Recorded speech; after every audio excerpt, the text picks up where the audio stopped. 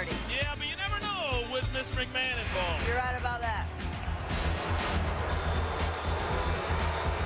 Introducing from Mobile, Alabama, Molly Holly. You know, Lita, when you talk about announcements, when you talk about blockbuster announcements, a lot of times they don't live up to the hype or the expectations.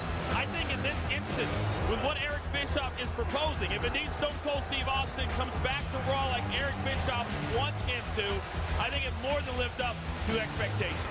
Absolutely. I mean, you know, fans have been waiting since the day we last saw Stone Cold to wait for that announcement.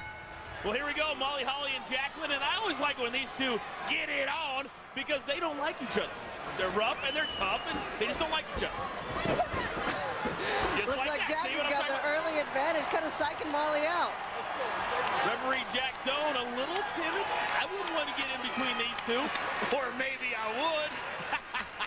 You know what? I'm fired up tonight. I am fired up tonight for more reasons than one. We'll talk about a lot of them throughout the hour. Of course, Scott Steiner last Sunday at the Royal Rumble. Here's a roll up, hook of the leg two, and a kick out by Molly.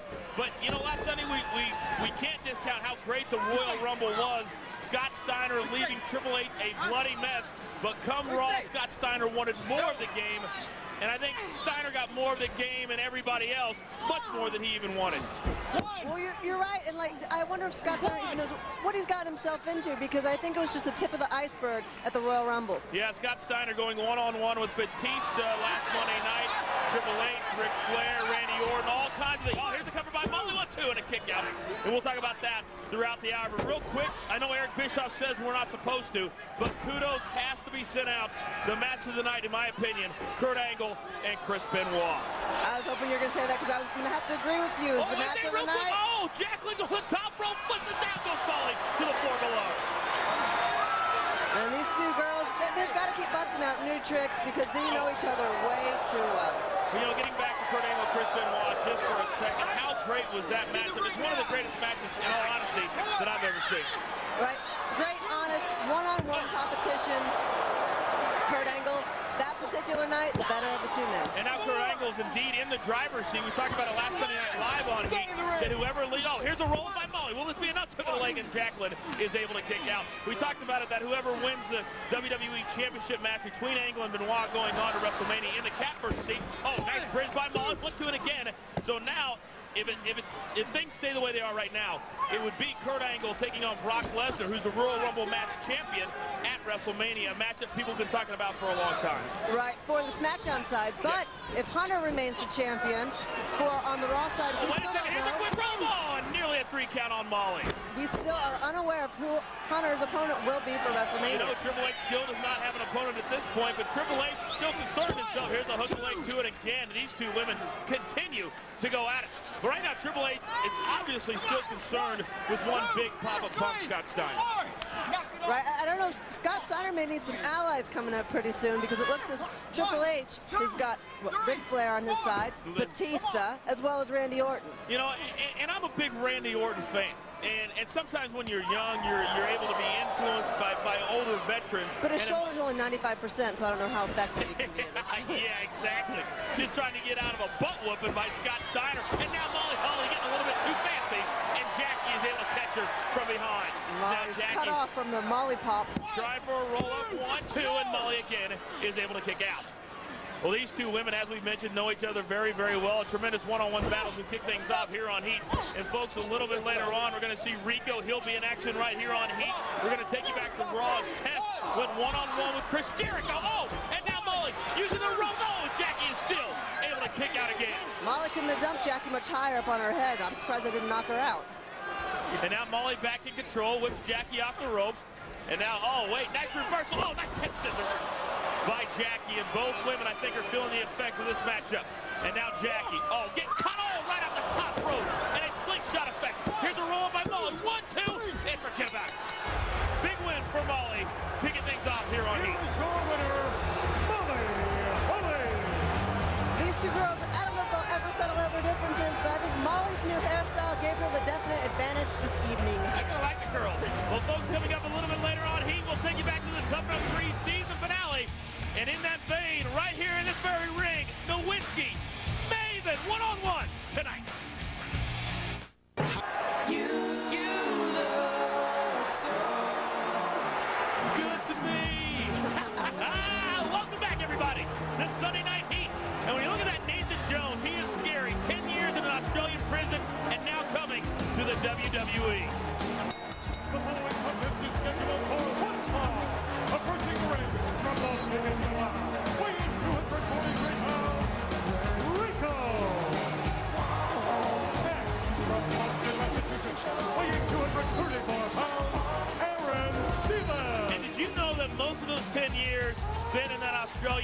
was in solitary confinement. Do you think Nathan Jones is ready to wreak some havoc on somebody after being 10 years around nobody?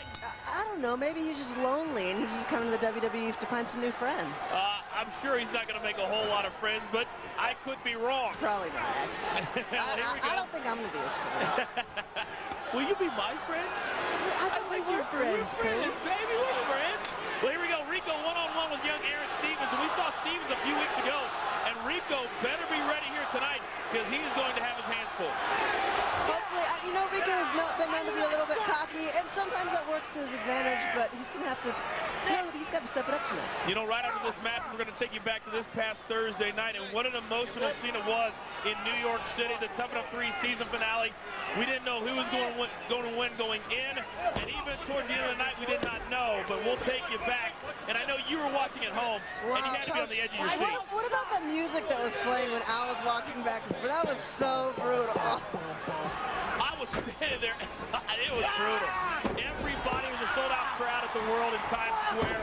You could hear a pin drop when Al made that final cut, and we'll see that in just a few minutes. It was crazy.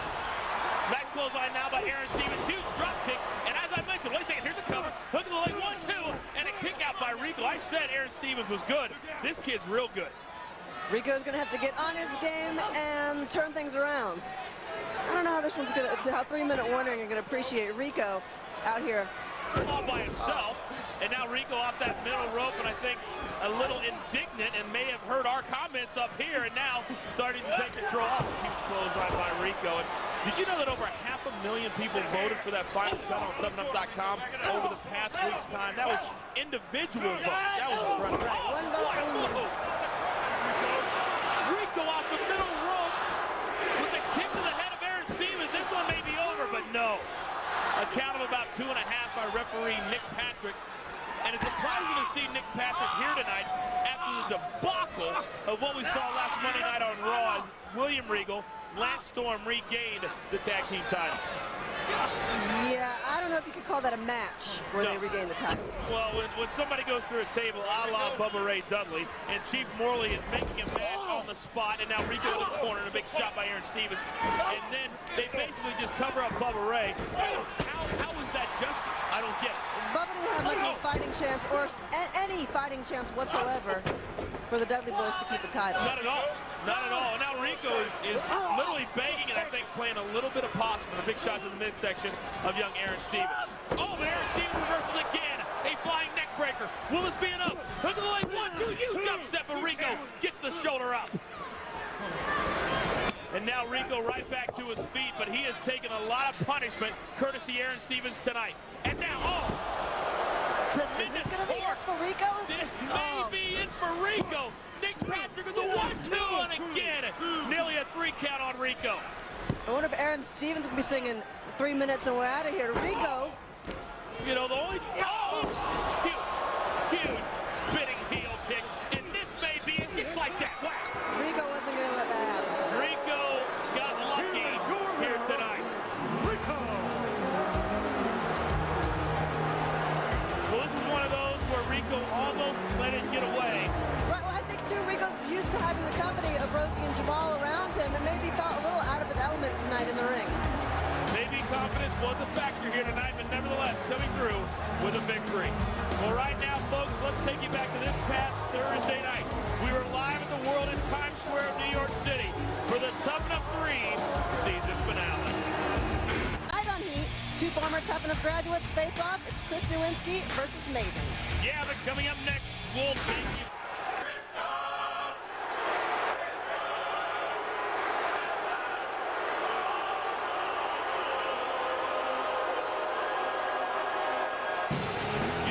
Know better than anybody. Jeff Hardy has never defeated RVD, and I think Jeff's starting to get a little bit frustrated. That was obvious last Monday night. I actually got fired up watching Jeff Hardy get mad. I mean, you don't ever see him like that. I thought it was kind of cool. It is a person from Toronto, Ontario, Canada, weighing 225 pounds, Christian. Well, certainly Christian, no doubt, is a crybaby, and I thought he fared pretty well last week in the Royal Rumble. Nothing special, but Christian has certainly been a player as of late. Certainly a tag team champion with Chris Jericho. Well, tonight he's brought to you by PlayStation 2. Live in your world, play in ours. And by Castro DTX, Motor Oil Advanced is your engine. And by JVC's Tower Power. With 460 watts of mind-numbing sound, dual 8-inch sub, and MP3 playback, the Tower Power by JVC. This should be a tremendous one-on-one contest. Christian against the ultimate underdog.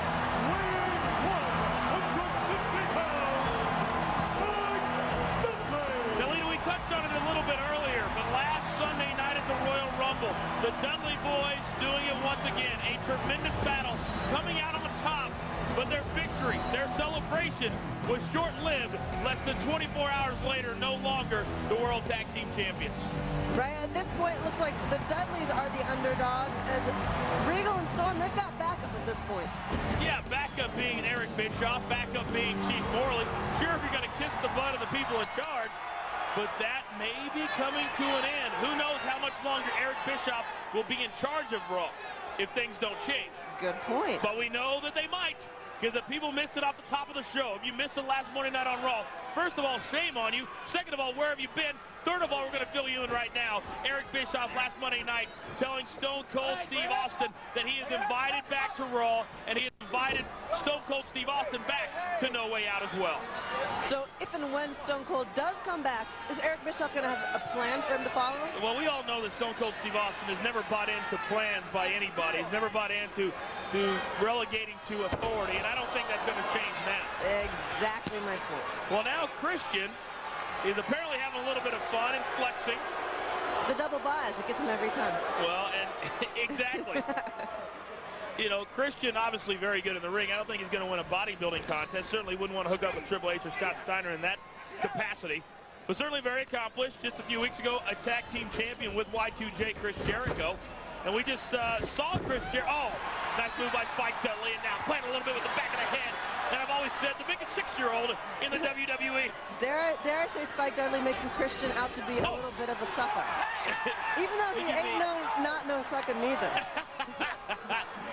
You know, I like the fact that you're working on your Booker T lingo. I like it. Ain't no sucker. It takes a while to catch on to. Now Spike utilizing all 3 turnbuckles, and Spike apparently is taking a little bit of his frustrations out on Christian here. I think that's a good analogy, the biggest 6-year-old. That's pretty... Well, it's like... Down in the... I'll go ahead and say it. Nether regions. Pretty close, if not... Yeah, I know. Just a few inches above, but that's always close enough. And now Christian in control of Spike Dudley down on the outside, but Christian says, hey, get your butt back in here, all 150 pounds. Now referee Earl Hebner, you know it's a big match. Oh! Christian, all his momentum straight into Spike Dudley, and Spike may have hit the back of his head on the bottom of the ramp. And you know Christian doesn't care. Christian never cares. He smiles. He thinks it's funny. And speaking of not caring, what about that debacle last Monday night with my former partner here on Heat, who, by the way, will never come back to Heat, because D'Lo Brown right now to me is so far removed from any rational thought that I can't understand, and now recruiting Teddy Long to do a speaking for him. Yeah, and just for the record, all of my dogs... Here's a cover, hook the leg, 1-2, and a kick out by Spike. All of the dogs that I talked to, none of them, they're not in the D'Lo Nation anymore. None of the dogs said they're not down with the doggy. No. I know, I don't get it. On Martin Luther King Day, we're all honoring, you know, the great Dr. Martin Luther King. D'Lo comes out and says, realize. And I was like, what in the world is going on? And then D'Lo and Tommy Dreamer commenced to just beating the holy hell out of each other. Oh, those guys were brutal. Not a very non-violent celebration. Oh, the Singapore Cane match is one of the most violent matches we have here, and both men took it to a new level. Oh, brutal. But Teddy and D'Lo, get a grip and get a perspective. And now Spike Dudley, a modified Dudley dog. And now kick to the midsection and go for the next neck break. And here's Spike. What a huge win this would be for Spike. 1-2-0 and nearly a 3 count by Earl Hebner. It's one of those things where, like, if you keep lying to yourself, you may just believe what you're saying is true, because... Oh! Well, now roll up by Christian. 1-2 and a kick out by Spike, so what you're saying, like, if I sat at home and looked in the mirror and said, Coach, you can settle down. One woman is enough for you. One woman is enough for you. Maybe I'll start to believe it? Is that what you're saying? I mean, I think it's in the same vein. It's not exactly. Okay. I've got to figure out something. This whole lifestyle. I don't know, Coach. Something like that sounds like you may actually be ready to settle down, if you're even thinking that. Hey, don't make me any offers. Well, now Christian and Earl Hebner jawing at each other a little bit. You were making me an offer, right? All right, so Christian has got control of Spike Dudley. And now Spike popping Christian in the head a couple of times, but there goes Spike over the top rope, and I think Christian actually thought that Spike went down to the floor. And now Spike up to the high rent district, but Christian, just like that, quick as a cat, right back in the corner. Sorry. This isn't Steven Richards. And now Spike, though, some shots in the midsection, and now gnawing on the forehead of Christian. And Christian goes down hard. And now Spike on the top rope, right to the tip. And just like that, right on top, hook leg, 1, 2, on! About 2 3/4 count. Nearly a three call, by Earl Hebner. And now Spike is feeling it, dare I say, big time. And now climbing to that middle rope. And now again attacking the forehead of Christian. Maybe an unorthodox attack, biting, hitting the forehead, but then again, maybe not. And jumping from the top rope onto someone's chest.